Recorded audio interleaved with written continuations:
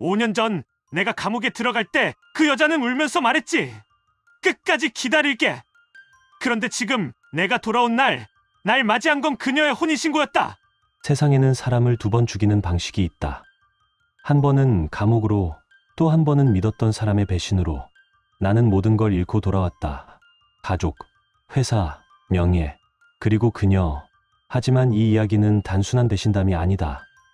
이건 짓밟힌 이름을 되찾고 무너진 인생 위에 제국을 세운 남자의 기록이다. 그리고 그 시작은 한 장의 이혼 서류와 함께였다. 눈앞에 펼쳐진 건 무너진 과거의 잔해만이 아니었다. 더 깊숙이, 더 어두운 곳에 숨어있던 음모와 탐욕, 그리고 그들을 기다리는 파멸이었다.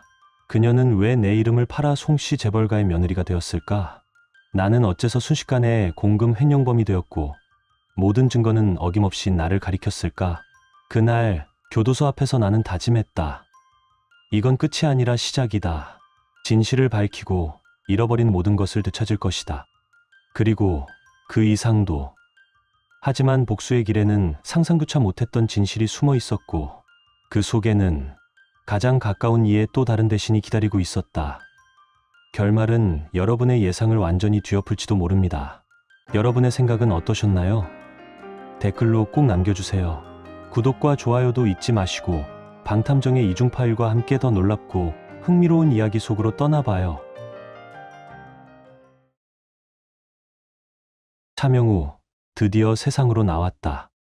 5년의 감옥살이 끝에 잿더미 속에서 다시 숨을 들이켰다.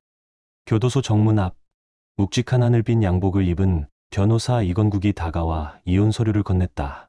서류 위엔 또렷한 친필 서명 이마윤의 이름. 더는 못 기다리겠대.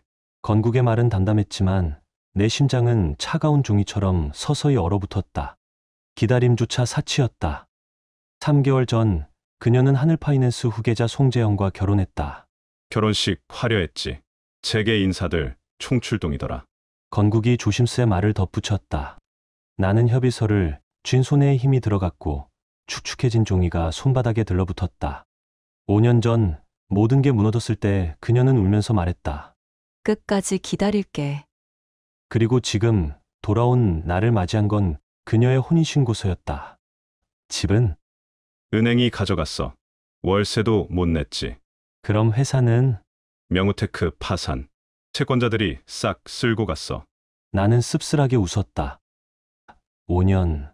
그 시간은 가족도, 꿈도, 삶 전체를 앗아갔고 남은 건 텅 빈 이름 하나뿐이었다. 건국이 서류 가방을 열어 카드를 건넸다. 수감 전 계좌야. 1,000만 원 남아있어. 생활비로 써. 나는 묵묵히 고개를 끄덕이며 카드를 받아들었다. 손끝은 떨렸지만 눈빛만큼은 단단했다. 1,000만 원이면 시작은 할 수 있지. 건국이 주저하며 입을 열었다. 명우야, 제발 무리수 두지 마. 하늘파이낸스, 그 집안은 건드릴 상대가 아니야. 나는 그의 어깨를 가볍게 두드렸다. 걱정 마. 나 예전처럼 어리석지 않아. 그리고 잠시 침묵 후 낮게 중얼였다. 하지만 말이지 군자는 복수를 10년도 넘게 찾는 법이야. 법률사무소를 나선 나는 곧장 강남 중심가로 향했다. 그리고 그곳의 마천루. 바로 하늘파이낸스 본사였다. 그 건물 꼭대기층 송재영이 앉아있는 자리. 나는 핸드폰을 꺼내 번호 하나를 눌렀다. 나야? 차명우다. 형님이 나왔어요. 반가움이 목소리를 뚫고 나왔다. 기뻐하긴 이르다. 부탁 하나만 하자. 뭐든 말씀하세요. 하늘파이낸스 최근 사업 움직임 전부 최대한 상세히 조사해. 30분이면 드릴게요. 전화를 끊고 나는 옥상을 올려다보았다. 그곳에 있을 그들 이마윤, 송재영. 그들은 분명 내가 끝났다고 믿었겠지. 하지만 감옥 안에서 나는 모든 퍼즐을 완성했다. 이제는 계산서를 내밀 차례다. 정확히 30분 뒤 다시 전화가 왔다. 형님, 찾았습니다. 요즘 하늘파이낸스 남부도시 개발구역 입찰에 전력 투구 중입니다. 무려 5천억 규모라 사활이 걸린 상황이에요. 다른 건 작은 난이 심각해요. 2천억 원가량 부족한 걸로 보여요. 송재영은 사방에 손을 벌리고 있고요. 자금난이라 내 눈이 번쩍였다. 이건 기회였다. 틈이 보인다. 무너지기 직전의 균열이. 좋아. 해외 인맥들 다 연결해. 차명우, 돌아왔다고 전해. 알겠습니다. 바로 움직이겠습니다. 나는 근처 카페에 들어가 가장 저렴한 아메리카노를 시켰다. 창가에 앉아 유리창 너머를 바라본다. 거대한 입구 앞 하늘 파이낸스의 깃발이 바람에 흔들리고 있었다. 이제 이 세계를 다시 흔들 시간이다. 오후 5시 반, 지하 주차장에서 검은 롤스로이스가 천천히 모습을 드러냈다. 운전석 옆에는 이마윤이 기대 앉아 있었다. 그녀는 한때 내 아내였다. 지금은 내 인생을 짓밟은 남자의 품에 안겨 미소를 짓고 있다. 그 장면은 마치 누군가 일부러 연출한 듯 잔혹하게 아름다웠다. 나는 커피잔을 조용히 들어 올렸다. 좋아, 이제 시작이다. 그때 또다시 전화가 왔다. 형님, 해외 인맥들 전부 연락됐습니다. 전부 형님 복귀를 반기고 있어요. 스위스 계좌도 복구됐습니다. 거기서 바로 사용 가능한 신용 라인 50억 달러입니다. 나는 순간 커피를 뿜을 뻔했다. 6조 원이라고? 네. 투자 수익이 꾸준히 누적된 모양입니다. 윌리엄 C. 말로는 형님 자산 가치가 이미 13조 원을 넘어섰다고 하네요. 나는 눈을 감고 심호흡했다. 다행이었다. 5년 전 만일에 대비해 남겨뒀던 자산들이 살아남아 있었다. 좋아. 내일 새로운 회사를 세운다. 이름은 원대한 투자. 곧바로 준비하겠습니다. 창밖으로 시선이 향했다. 차명우라는 이름. 한때 모든 것을 잃고 버려졌던 이름이 이제는 잿더미 속에서 다시 일어설 차례였다. 그 전에 먼저 마주해야 할 사적인 정리가 하나 남아 있었다. 나는 택시에 몸을 실었다. 성수동 루미엘레 하우스로요. 네, 알겠습니다. 눈을 감고 뒷좌석에 몸을 기대었다. 그곳은 지금 이마윤이 살고 있는 집. 송재영이 결혼 선물로 마련해준 신혼집이었다. 루미엘레 하우스에 도착하자 고급스러운 정문과 정원 풍경이 눈앞에 펼쳐졌다. 서울에서도 손꼽히는 고급 주택 단지. 평당 3천만 원을 넘는 이곳은 그녀가 오래전부터 원하던 넓고 좋은 집 그 자체였다. 결국 그녀는 남편을 바꾸는 방식으로 꿈을 이뤘다. 정문 앞에서 보안요원이 막아섰다. 방문 목적과 신분증 부탁드립니다. 이마윤 씨를 찾으러 왔습니다. 어떻게 되시죠? 전 남편입니다. 잠시 당황한 경비원은 곧 경계심을 드러냈다. 가정 문제시라면 법적 절차를 밟아주시고 이곳에선 소란이 허용되지 않습니다. 나는 대답 대신 휴대폰을 꺼내 그녀에게 전화를 걸었다. 하윤아, 나야. 차명우. 정적이 흘렀고 이내 미세하게 떨리는 목소리가 들려왔다. 명우야. 잠시 후 이마윤은 단지 입구로 걸어 나왔다. 하지만 눈앞에 그녀는 더 이상 내가 알던 사람이 아니었다.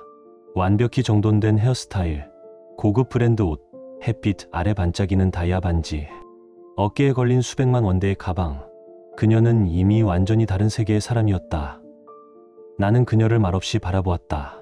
감옥에 있던 그 지난 시간 동안 그녀는 단 한 번도 면회를 오지 않았다. 한때는 내 전부였고 함께 미래를 그렸던 사람. 이젠 그 미래 위에서 다른 남자의 곁에 기대 웃고 있다. 잘 지낸 것 같네. 말은 담담했지만 마음 한켠이 고요히 무너졌다. 그녀는 고개를 떨구었지만 아무 말도 하지 않았다. 나는 주머니에서 이혼 서류를 꺼내 그녀 앞에 보여주었다. 이미 사인된 문서, 마른 잉크. 법적으로는 끝이지만 감정은 아직 미완의 문장처럼 남아 있었다. 5년 전 명우테크 자금, 내가 송재영 지시에 따라 빼돌린 거지. 그녀의 얼굴이 창백해졌다. 순간 숨이 막힌 듯 눈빛이 요동쳤다. 무언가 말하려는 듯 입술이 떨렸지만 나는 듣고 싶은 생각이 없었다. 이미 나는 그녀의 변명을 허락할 마음이 없었다. 5년이라는 시간 동안 나는 감옥 안에서 조용히 진실을 파헤쳐 왔다. 퍼즐 조각들을 하나하나 맞춰가며 도달한 끝자락엔 언제나 그녀와 송재영, 그 두 이름이 함께 있었다. 나는 휴대폰을 꺼내 국제 전화를 걸었다. 윌리엄, 지금 시작해. 짧고 차가운 명령. 통화는 그걸로 끝이었다. 그녀는 놀란 눈으로 나를 바라봤다. 하지만 그 눈엔 더 이상 동정도 후회도 없었다. 오직 두려움만이 깃들어 있었다. 입술이 떨리던 그녀는 한참 후에야 입을 열었다. 그 사람이 협박했어. 넌 평생 못 나올 거라고 했어. 나도 어쩔 수 없었어. 나는 고개를 돌려 한숨을 쉬었다. 사람은 언제든 선택할 수 있다. 그리고 그녀는 더 쉬운 길을 선택했다. 내 남편한테 전해. 곧 선물이 도착할 거라고. 나는 등을 돌려 걸음을 옮겼다. 뒤에서 흐느끼는 소리가 들렸지만 이제 그런 소리에 귀 기울일 이유는 없었다. 검은 벤츠 S클래스가 도로에 멈췄다. 운전석엔 진영, 내 오랜 친구이자 복수를 함께 설계한 동지가 앉아 있었다. 다 준비됐습니다. 원대한 투자, 내일 오전 9시 설립 완료. 본사는 하늘파이낸스 맞은편 건물입니다. 나는 짧게 고개를 끄덕였다. 감옥에서 매 순간을 버티며 계획한 것들이 이제 하나씩 현실이 되어가고 있었다. 도심 한복판을 지나며 밤하늘의 불빛이 유리창에 반사됐다. 그 사이 초고층 건물 하나가 우뚝 서 있었다. 그곳 하늘파이낸스 본사, 내가 무너뜨릴 첫 번째 표적이었다. 58층. 엘리베이터 문이 열리자 어둡고 차분한 사무실 안에서 송재영이 와인잔을 들고 나를 맞이했다. 정말 나왔네. 미소와 여유, 익숙한 승자의 표정. 하지만 오늘만큼은 그 표정이 길게 가지 않을 것이다. 나는 말없이 방을 둘러보고 소파에 앉았다. 그가 건넨 와인을 거절하며 단호히 말했다. 나는 원수와 술 마시지 않아. 그의 미소가 서서히 일그러졌다. 그리고 내가 조용히 꺼낸 녹음기. 탁자 위에 올려놓는 순간 방 안의 공기가 무거워졌다. 5년 전 그들이 나를 함정에 빠뜨리던 결정적 대화가 그 안에 고스란히 담겨 있었다. 그의 손이 떨렸다. 나는 조용히 자리에서 일어섰다. 이제부터 무너질 차례는 너희야. 당황한 그는 서둘러 말을 꺼냈다. 하늘파이낸스는 건드릴 상대가 아니야. 그 비명 같은 외침에 나는 웃으며 커피잔을 들었다. 그렇다면 너희 회사 주가가 지금 얼마인지 알고 있나?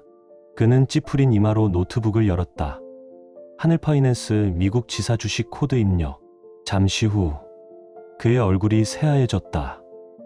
마이너스 12%. 붉은 그래프가 모니터를 뒤덮었다. 말도 안 돼. 나는 느긋하게 등을 기댄 채 말했다. 시작일 뿐이야. 분노로 가득 찬 그는 벌떡 일어났다. 너였군. 나는 아무 대꾸도 하지 않았다. 대신 조용히 눈빛으로 그를 조롱했다. 5년 전 넌 나를 무너뜨렸다. 이제 그 대가를 치를 시간이지. 그는 이를 악물고 외쳤다. 그 정도 작업엔 수백억 자금이 필요해. 그 돈 내가 어디서 구했는데. 나는 두 번째 휴대폰을 꺼냈다. 누가 돈만 있다고 했나? 짧은 통화가 이어졌고 곧바로 이 회장 부동산 재벌에게 연결되었다. 이어진 통화는 왕 대표. 그들은 망설임 없이 말했다. 신개발구역 입찰, 전액 투자하겠습니다. 전화를 끊고 나는 담담하게 말했다. 이제 너희가 가진 전 재산을 쏟아부어도 이번 입찰은 따낼 수 없을 거야. 그 순간 송재영은 의자에 털썩 주저앉았다. 입에서 흘러나온 말은 거의 자포자기의 읊조림에 가까웠다. 이게 말이 돼. 감옥에서 나온 내가. 나는 창밖을 가리켰다. 서울의 야경이 어둠을 배경 삼아 펼쳐지고 그 위에 솟은 빌딩 숲은 마치 하나의 거대한 체스판처럼 보였다. 그리고 그 판 위의 말들은 이제 내가 움직이는 법이다. 내가 누군지 잊었나? 나는 원래 투자의 귀재였다. 국제 네트워크 수십 조를 운영하는 파트너십. 그게 내가 5년 동안 버틸 수 있었던 진짜 이유였지. 송재영은 허탈하게 중얼거렸다. 도대체 뭘 원하는 거지? 나는 눈을 마주쳤다. 간단해. 내가 무너진 모습, 그리고 정의가 회복되는 장면. 나는 손가락을 접으며 조건을 열거했다. 첫째, 언론에 나가서 5년 전 내가 꾸민 음모를 전부 고백하고 사죄. 둘째, 정신적 손해 포함해 100억 원 배상. 셋째, 하늘파이낸스는 부동산 사업에서 즉시 철수. 넷째, 이마유는 단 한 푼도 없이 내쫓아. 그의 얼굴은 순식간에 하얘졌다. 그건 죽으라는 거잖아. 바로 그때 사무실 문이 열렸다. 헐떡이며 들어온 이마윤. 번진 화장, 젖은 눈과 흔들리는 목소리. 명우야, 제발 우리 좀 살려줘. 하지만 나는 더 이상 그 얼굴에 아무 감정도 느끼지 않았다. 애틋함도, 미련도. 그저 낯설고 차가울 뿐이었다. 너흰 이미 나를 죽였지. 지금은 단지 정당한 응징일 뿐이야. 다음날 아침 9시, 원대한 투자가 화려하게 출범했다. 하늘파이낸스 본사 정면 60층 전관을 통째로 임대한 오피스. 해외에서 스카우트한 100명의 엘리트 인재. 그리고 차명우 불사조처럼 돌아온 사나이. 사장님, 하늘파이낸스 주가가 또 8% 떨어졌습니다. 60선도 깨졌어요. 진영의 목소리는 흥분과 전율에 떨려 있었다. 나는 커피잔을 내려놓으며 창밖을 응시했다. 아직 시작일 뿐이지. 10시. 남청개발 프로젝트 입찰이 시작됐다. 나는 직접 가지 않았다. 사무실에서 실시간 영상을 통해 상황을 지켜봤다. 형, 송재영이 51억까지 무리하게 올렸어요. 우린 55억으로 가. 진영이 놀란 듯 물었다. 우리가 이기면 손해 아닌가요? 나는 웃었다. 우리가 이길 필요는 없어. 그들이 자멸할 만큼만 쓰게 만들면 돼. 결국 원대한 투자가 최종 낙찰자가 되었다. 하늘파이낸스는 자금줄이 완전히 말라붙은 채 절벽 끝에 몰렸다. 오후 2시, 지친 얼굴로 문을 연 송재영이 내 사무실에 들어섰다. 야윈 얼굴, 헝클어진 머리, 느슨해진 넥타이. 모든 것이 무너져 있었다. 그만하자, 제발. 나는 눈도 마주치지 않은 채 책상 위 서류를 넘기며 말했다. 아직 시작도 안 했어. 곧 전달된 팩스 한 장이 그의 앞에 놓였다. 시티은행에서 대출 조기 상환 요청이야. 그는 떨리는 손으로 팩스를 집어들었다. 왜 갑자기? 나는 차분히 말했다. 신용등급이 추락했거든. 주가 폭락, 입찰 실패. 은행이 반응 안 할 이유가 없지. 그리고 나는 또 하나의 문서를 꺼내 내밀었다. 그 안엔 하늘파이낸스에 숨겨진 부채 내역과 조작된 장부들이 있었다. 이건 조작이야. 그의 외침은 거의 절규에 가까웠다. 그러나 나는 단호하게 대답했다. 어젯밤 너희 재무팀에서 작성한 공식 보고서야. 장건국, 내 재무이사. 기억하지? 그의 눈동자가 크게 흔들렸다. 그놈 설마. 나는 천천히 고개를 끄덕였다. 어젯밤 나에게 이직을 요청하더군. 원대한 투자로. 그의 안색은 이미 사람이 아니었다. 입술이 파르르 떨리고 눈엔 절망만 가득했다. 배신자들. 나는 창밖을 바라보며 입꼬리를 올렸다. 이제 진짜 쇼는 지금부터야. 사람은 높은 곳을 향하고 물은 낮은 곳으로 흐르지. 나는 그렇게 중얼이며 하늘파이낸스의 몰락을 조용히 지켜봤다. 송재영은 의자에 털썩 주저앉았다.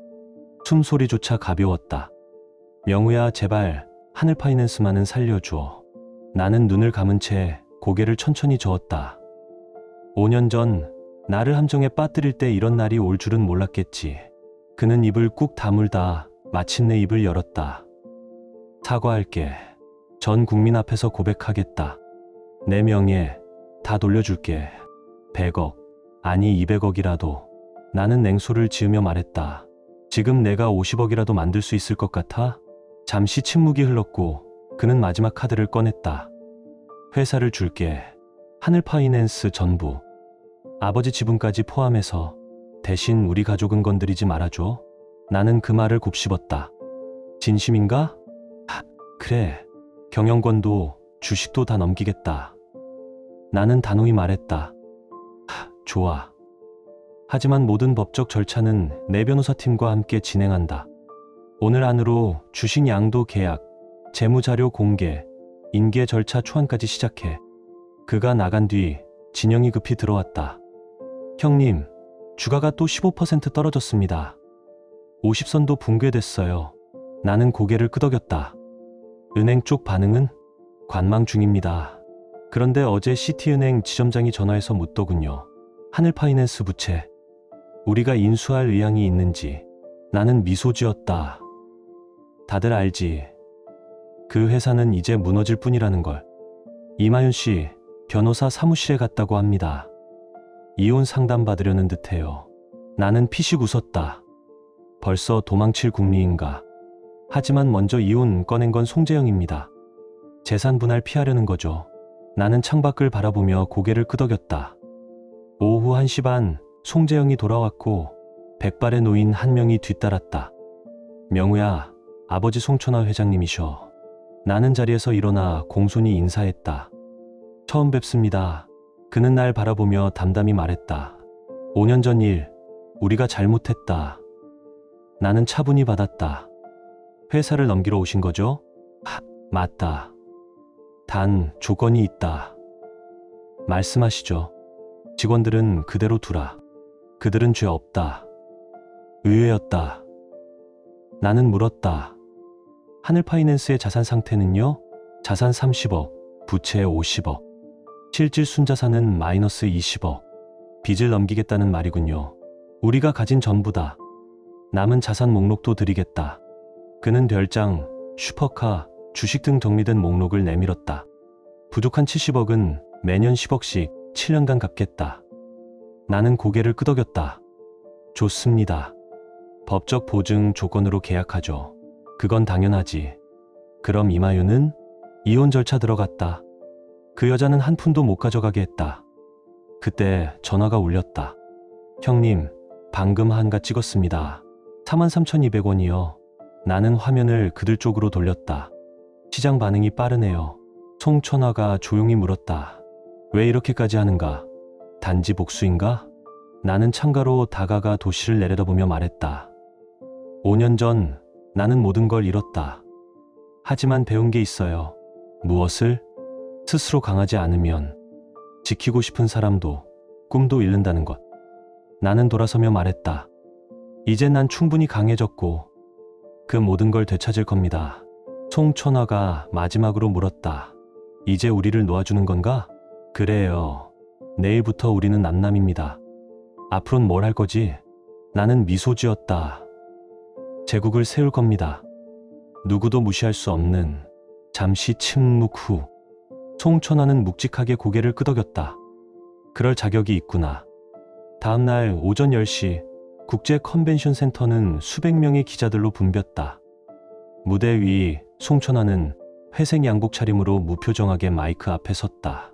5년 전 신명우는 억울한 누명을 쓰고 감옥에 갔습니다. 그는 무죄였습니다. 우리가 그를 모함했기 때문입니다.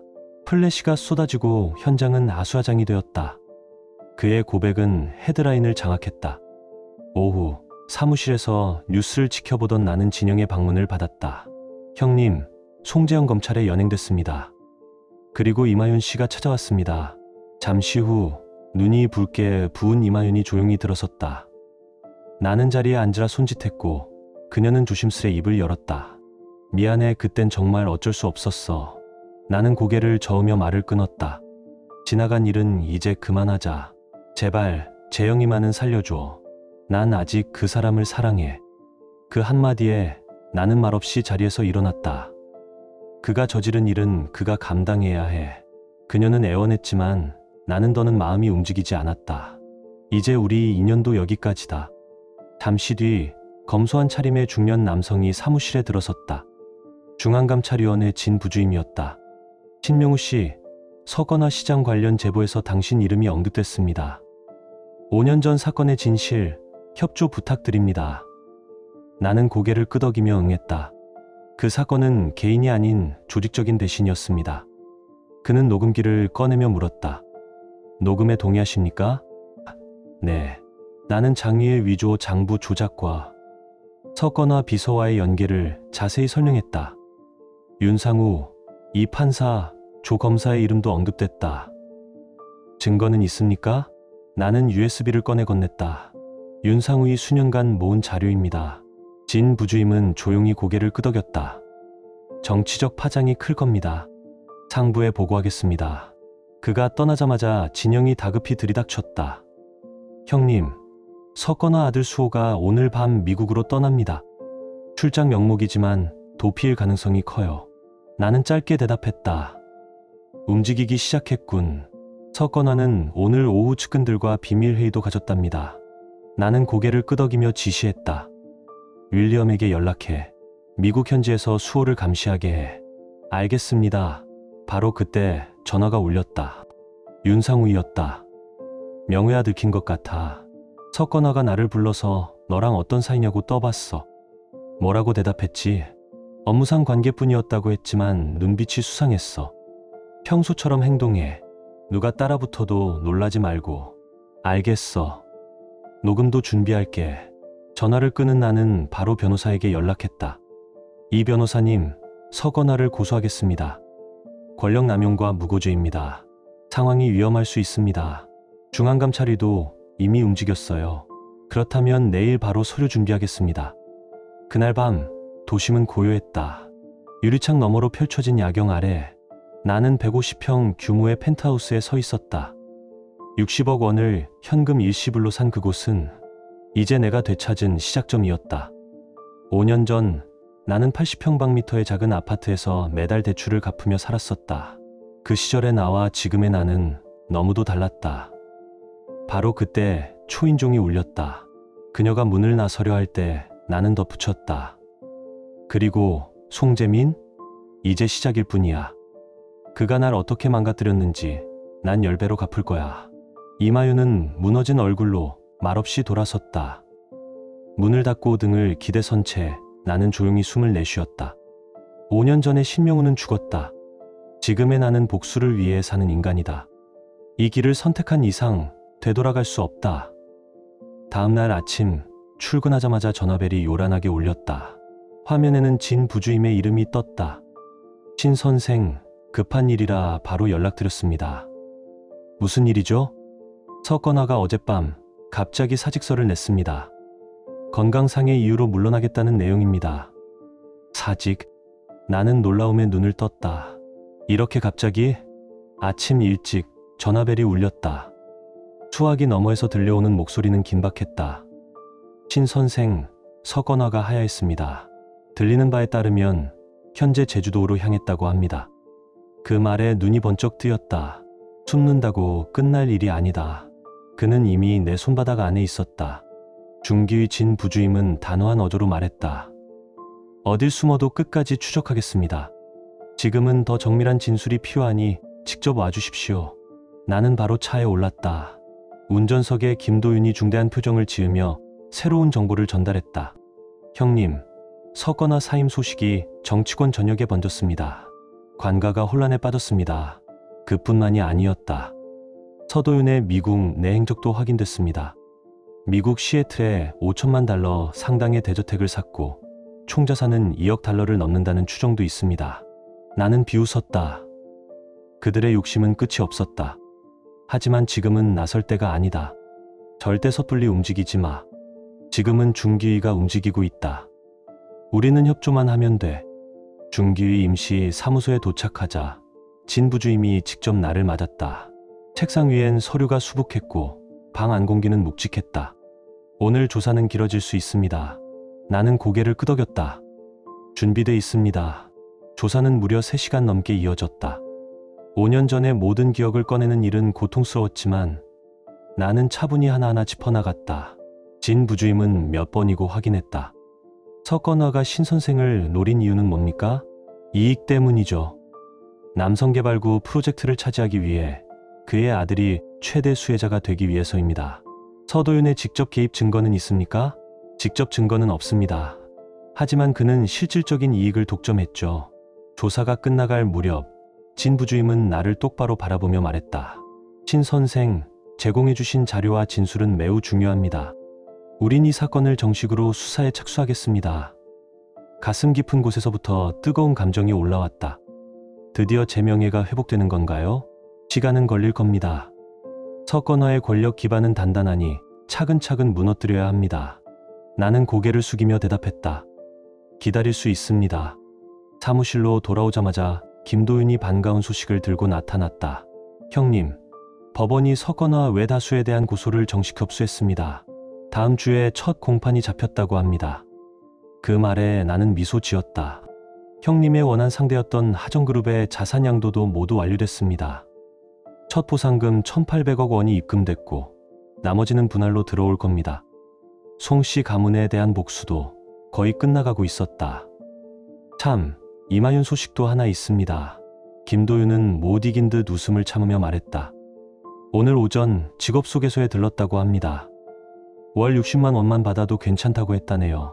그 말에 나도 모르게 웃음이 새어나왔다. 한때 명품으로 도배되던 그녀가 이제는 생계를 위해 구직을 해야 한다니. 세상 참 어떻게 변할지 알 수 없다. 나도.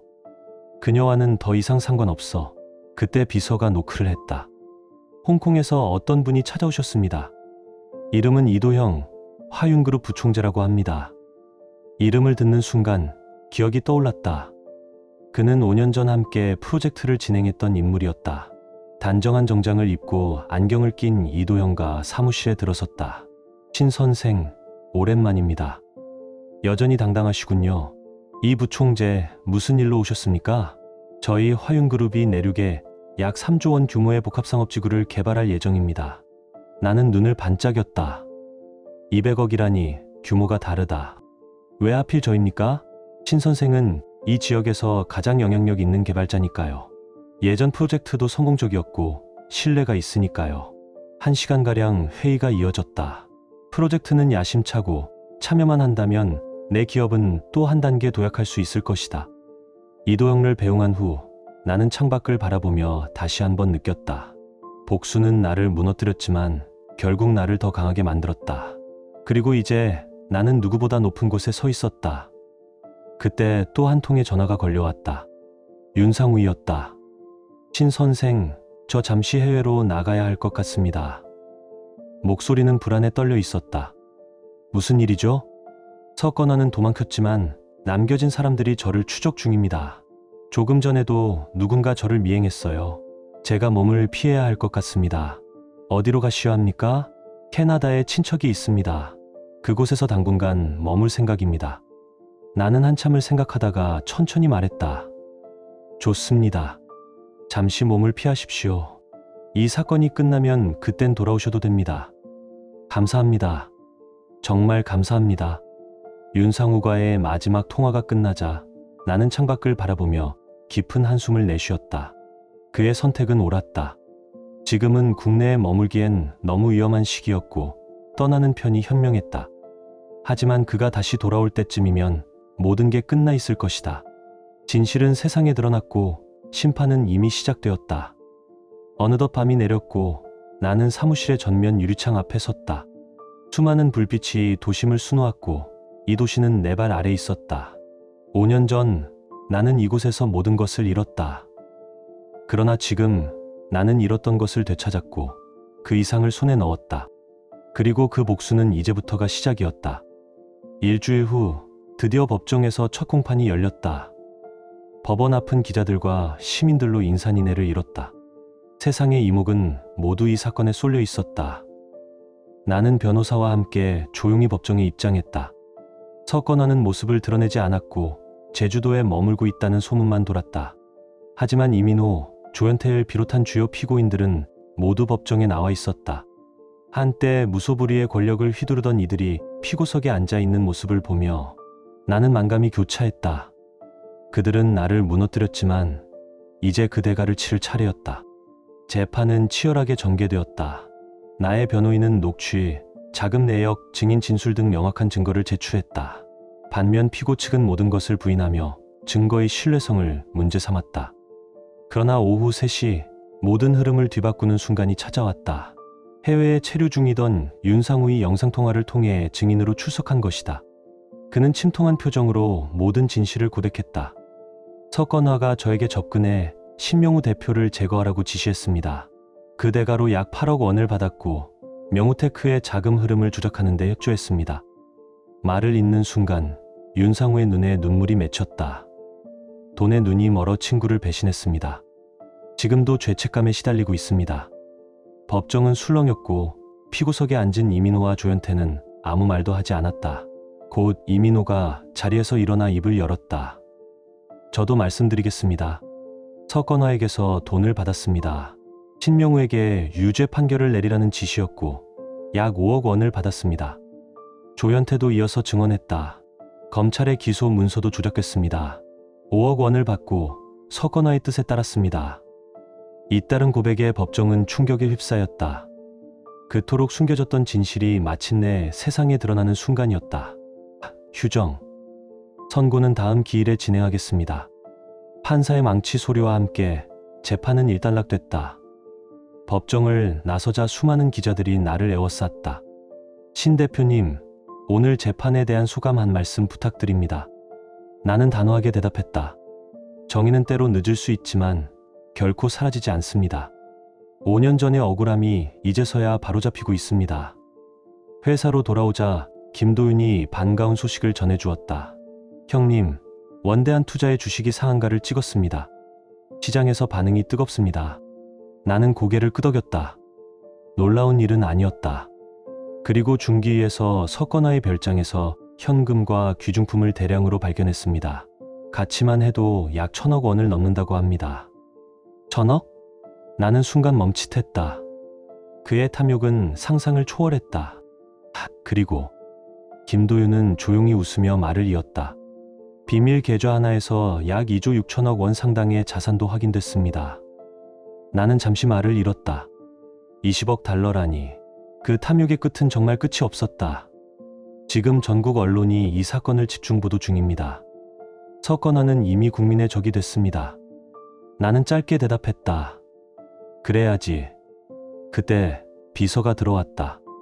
전 부인 되시는 분이 오셨습니다. 이름을 듣는 순간 미간이 저절로 찌푸려졌다. 들여보내라. 정서연이 조용히 사무실로 들어섰다. 화장기 없는 초췌한 얼굴, 평범한 작업복 차림. 한때 화려했던 모습은 온데간데 없었다. 신명우 마지막으로 얼굴 한번 보고 싶었어. 그녀의 목소리는 미세하게 떨리고 있었다. 나는 앉지도 않은 채 물었다. 이제 어디로 가는가? 인천 남동구에요. 작은 일자리 구했어요. 월급은 크지 않지만 감지덕지죠. 그녀는 고개를 숙인 채 말했다. 사과하고 싶었어요. 진심으로요. 나는 쓴웃음을 지었다. 이제 와서 사과가 무슨 의미가 있지? 당신에겐 없을지 몰라도 내겐 의미가 있어요. 그녀는 조용히 울기 시작했고 나는 잠시 침묵하다가 입을 열었다. 정서연, 이제는 너를 미워하지 않아. 그녀는 놀란 듯 나를 바라봤다. 나는 천천히 고개를 끄덕이며 말했다. 증오는 너무 피곤한 일이니까. 넌 이미 너만의 대가를 치렀다. 잠시 정적이 흐른 뒤 그녀가 조심스레 입을 열었다. 혹시 우리 다시 시작할 순 없을까? 나는 단호히 말했다. 아니, 우리 사이엔 이미 끝났어. 이제 너는 내 삶을 살아. 2주 후 법원의 최종 판결이 내려졌다. 이민호는 10년, 조현태는 8년의 실형을 선고받았다. 기타 관계자들도 모두 법의 심판을 받았다. 그리고 석건화는 제주도에서 강제 이송되어 본격적인 수사에 들어갔다. 그의 모든 권력과 명예는 무너졌다. 미국에 있던 서도윤도 출국 금지 조치를 받았고 전 재산이 동결됐다. 5년 전 나를 쓰러뜨린 이들에게 마침내 응당한 대가가 내려졌다. 나는 원다 그룹 본사 최상층 창가에 서 있었다. 이 도시는 나의 몰락을 기억했고 지금은 나의 귀환을 지켜보고 있다. 지금의 나는 과거 어느 순간보다도 강하다. 그리고 이건 단순한 끝이 아니라 새로운 시작이다. 나는 휴대폰을 들어 윌리엄에게 전화를 걸었다. 윌리엄, 다음 단계로 가자. 확인했습니다. 전국 확장 계획 시작하겠습니다. 그래. 원다 그룹을 대한민국 최대의 그룹으로 만들 거야. 그 누구도 넘볼 수 없는. 해가 지고 도시는 더 찬란하게 빛나고 있었다. 나는 그 빛을 등지고 더 멀리, 더 높이 바라보았다. 이제부터는 제국을 세울 시간이다. 심판은 끝났고 이야기는 이제부터 다시 써내려갈 것이다. 당신은 이 이야기를 어떻게 느끼셨나요? 댓글로 당신의 생각을 들려주세요. 이 이야기가 여러분께 작은 감동이 되었거나 잠시 멈춰 삶을 돌아보게 하는 계기가 되었다면 혹은 바쁜 일상 속에서 따뜻한 위로가 되어주었다면 그것만으로도 저희는 더할 나위 없이 기쁩니다. 여러분의 좋아요와 댓글 그리고 구독은 이러한 이야기들이 더 많은 사람들에게 닿을 수 있도록 따뜻한 다리 역할이 됩니다. 끝까지 함께해 주셔서 진심으로 감사드립니다. 늘 평안하시고 사랑과 진심이 가득한 하루 되시길 바랍니다.